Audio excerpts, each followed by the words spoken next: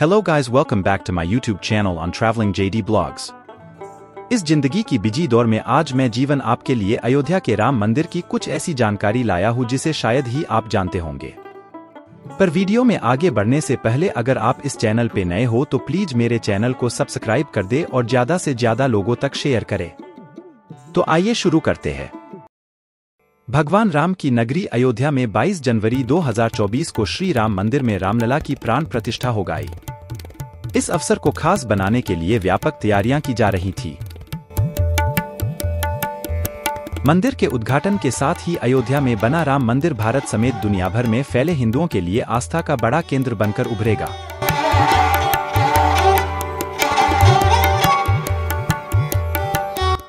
आज जो भव्य राम मंदिर आकार ले रहा है, उसके पीछे दशकों तक चली लंबी कानूनी लड़ाई है। अयोध्या में राम मंदिर निर्माण का सफर काफी चुनौतियों भरा रहा है। बाबरी विवाद, अदालतों में चली लंबी लड़ाई और फिर शीर्ष अदालत के फैसले के बाद मंदिर का निर्माण शुरू होना।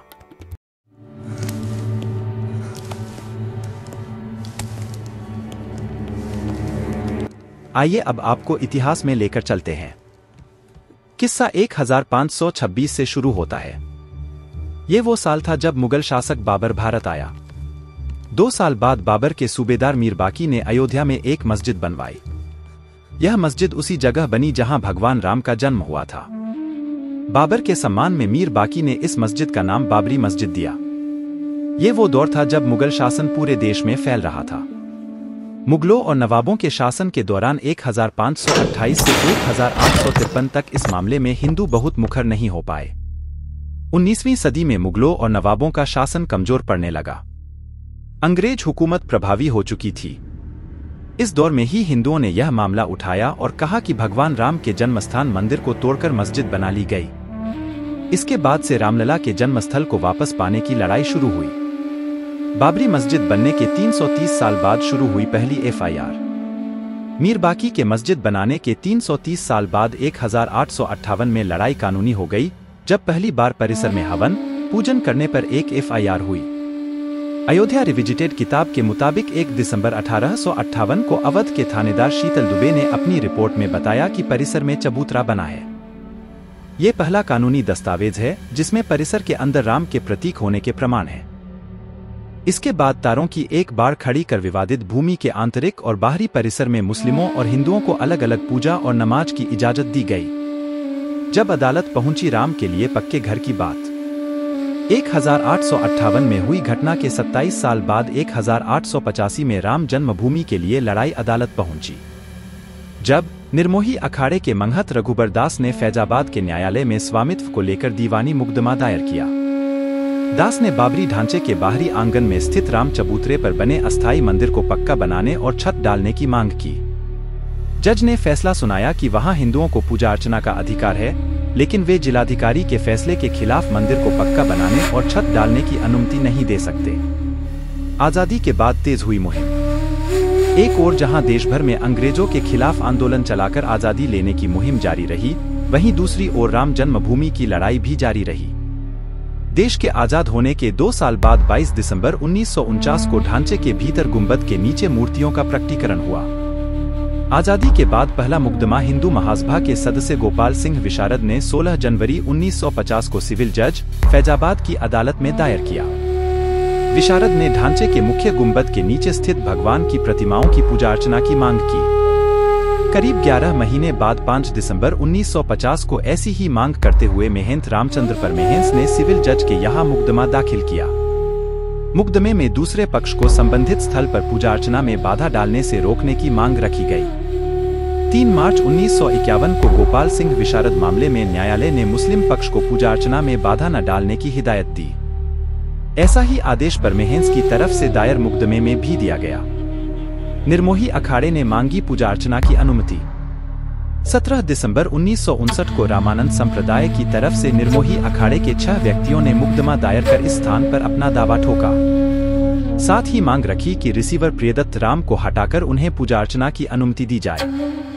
यह उनका अधिकार है। मुकदमों की कड़ी में एक और मुकदमा 18 दिसंबर 1961 को दर्ज किया गया। ये मुकदमा उत्तर प्रदेश के केंद्रीय सुन्नी वक्फ बोर्ड ने दायर किया। कहा कि यह जगह मुसलमानों की है। ढांचे को हिंदुओं से लेकर मुसलमानों को दे दिया जाए। ढांचे के अंदर से मूर्तियां हटा दी जाएं। ये मामले न्यायालय में चलते रहे। फैसलों की बात करें उससे पहले राम काज के लिए हुए कुछ और आंदोलनों की तरफ चलते हैं। राम, कृष्ण और शिव के स्थलों पर मस्जिदों के निर्माण के खिलाफ अभियान। बात 1982 की है। ये वो साल था जब विश्व हिंदू परिषद ने राम, कृष्ण और शिव के स्थलों पर मस्जिदों के निर्माण को साजिश करार दिया और इनकी मुक्ति के लिए अभियान चलाने का ऐलान किया।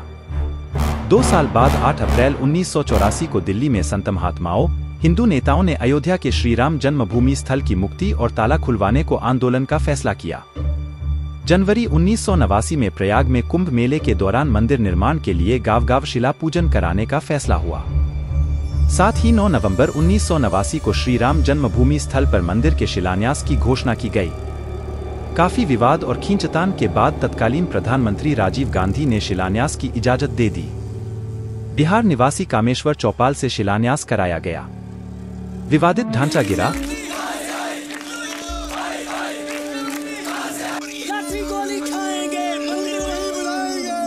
तारीख थी 6 दिसंबर 1992।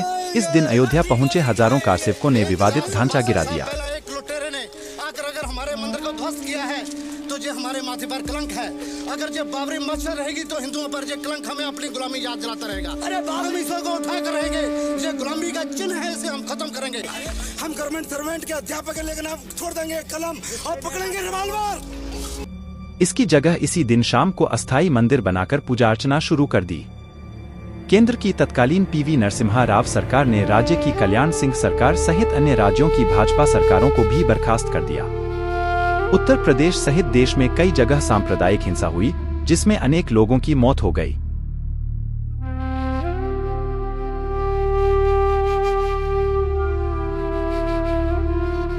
अयोध्या श्री राम जन्मभूमि थाना में ढांचा ध्वंस मामले में भाजपा के कई नेताओं समेत हजारों लोगों पर मुकदमा दर्ज कर दिया गया। इसके साथ ही रामकाज की कानूनी लड़ाई में मुकदमों की संख्या में और इजाफा होने लगा। जब कोर्ट में लगी याचिका में कहा गया भगवान भूखे हैं, राम भोग की अनुमति दी जाए। मुकदमों की बात हुई है तो फिर से कानूनी लड़ाई की ओर चलते हैं और बात फैसलों की करते हैं। एक फैसला 1 फरवरी 1986 को आया जब फैजाबाद के जिला न्यायाधीश के एम पांडे ने स्थानीय अधिवक्ता उमेश पांडे की अर्जी पर इस स्थल का ताला खोलने का आदेश दे दिया। फैसले के खिलाफ इलाहाबाद उच्च न्यायालय की लखनऊ खंडपीठ में दायर अपील खारिज हो गई। बाबरी ढहाए जाने के 2 दिन बाद 8 दिसंबर 1992 को अयोध्या में कर्फ्यू लगा था। वकील हरिशंकर जैन ने उच्च न्यायालय की लखनऊ खंडपीठ में गुहार लगाई कि भगवान भूखे हैं, राम भोग की अनुमति दी जाए। करीब 25 दिन बाद 1 जनवरी 1993 को न्यायाधीश हरिनाथ तिलहरी ने दर्शन पूजन की अनुमति दे दी। 7 जनवरी 1993 को केंद्र सरकार ने ढांचे वाले स्थान और कल्याण सिंह सरकार द्वारा न्यास को दी गई भूमि सहित यहां पर कुल 67 एकड़ भूमि का अधिग्रहण कर लिया। हाईकोर्ट में शुरू हुई मालिकाना हक पर सुनवाई। अप्रैल 2002 में उच्च न्यायालय की लखनऊ खंडपीठ ने विवादित स्थल का मालिकाना हक तय करने के लिए सुनवाई शुरू हुई। उच्च न्यायालय ने 5 मार्च 2003 को भारतीय पुरातत्व सर्वेक्षण को संबंधित स्थल पर खुदाई का निर्देश दिया। 22 अगस्त 2003 को भारतीय पुरातत्व सर्वेक्षण ने न्यायालय को रिपोर्ट सौंपी। इसमें संबंधित स्थल पर जमीन के नीचे एक विशाल हिंदू धार्मिक ढांचा, मंदिर होने की बात कही गई। इलाहाबाद उच्च न्यायालय ने दिया ऐतिहासिक फैसला। 30 सितंबर 2010 को इलाहाबाद उच्च न्यायालय ने इस स्थल को तीनों पक्षों श्री राम लला विराजमान, निर्मोही अखाड़ा और सुन्नी सेंट्रल वक्फ बोर्ड में बराबर बांटने का आदेश दिया। न्यायाधीशों ने बीच वाले गुंबद के नीचे जहां मूर्तियां थीं, उसे जन्मस्थान माना। इसके बाद मामला सर्वोच्च न्यायालय पहुंचा। 21 मार्च 2017 को सर्वोच्च न्यायालय ने मध्यस्थता से मामले सुलझाने की पेशकश की। यह भी कहा कि दोनों पक्ष राजी हों तो वह भी इसके लिए तैयार है। सुप्रीम फैसले ने साफ किया मंदिर निर्माण का रास्ता। 6 अगस्त 2019 को सर्वोच्च न्यायालय ने प्रतिदिन सुनवाई शुरू की। 16 अक्टूबर 2019 को सर्वोच्च न्यायालय में सुनवाई पूरी हुआ और कोर्ट ने फैसला सुरक्षित रख लिया। इससे पहले 40 दिन तक लगातार सुप्रीम कोर्ट में सुनवाई हुई। 9 नवंबर 2019 को 134 साल से चली आ रही लड़ाई में अब वक्त था अंतिम फैसले का। 9 नवंबर 2019 को सर्वोच्च न्यायालय ने संबंधित स्थल को श्री राम जन्मभूमि माना और 2.77 एकड़ भूमि रामलला के स्वामित्व की मानी। वहीं निर्मोही अखाड़ा और सुन्नी वक्फ बोर्ड के दावों को खारिज कर दिया गया। इसके साथ ही कोर्ट ने निर्देश दिया कि मंदिर निर्माण के लिए केंद्र सरकार 3 महीने में ट्रस्ट बनाए और ट्रस्ट निर्मोही अखाड़े के एक प्रतिनिधि को शामिल करे। इसके अलावा यह भी आदेश दिया कि उत्तर प्रदेश की सरकार मुस्लिम पक्ष को वैकल्पिक रूप से मस्जिद बनाने के लिए 5 एकड़ भूमि किसी उपयुक्त स्थान पर उपलब्ध कराए। 2020 में आधारशिला, अब प्राण प्रतिष्ठा की बारी। इसी के साथ दशकों से चली आ रही लंबी कानूनी लड़ाई समाप्त हो गई। अब बारी थी निर्माण की। 5 फरवरी 2020 को प्रधानमंत्री नरेंद्र मोदी ने अयोध्या में मंदिर निर्माण के लिए राम जन्मभूमि तीर्थ क्षेत्र ट्रस्ट की घोषणा की।